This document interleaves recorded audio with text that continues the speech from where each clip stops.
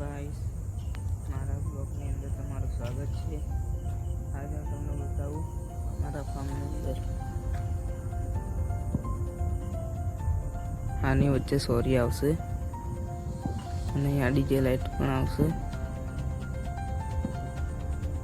કેટલું મોટું છે ગ્રાઉન્ડ। અને મિત્રો હવે હું તમને બતાવું અમારી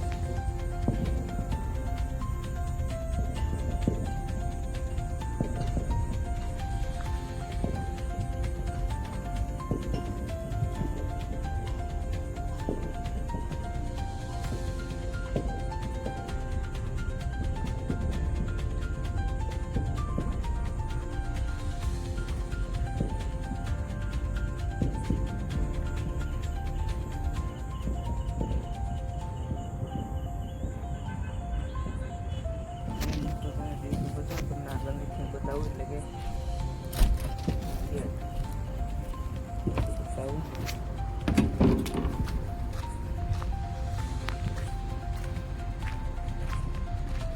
यहाँ हाथी देख सको, हाथी देखो।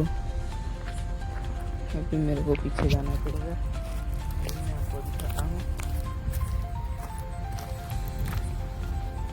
ये देखो गाइस, ये हमारी थीम है, थीम यानी गेट।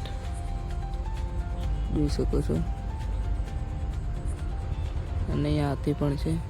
જો અમારો વિડીયો સારો લાગે તો લાઈક અને સબસ્ક્રાઈબ જરૂર કરજો। Bye guys.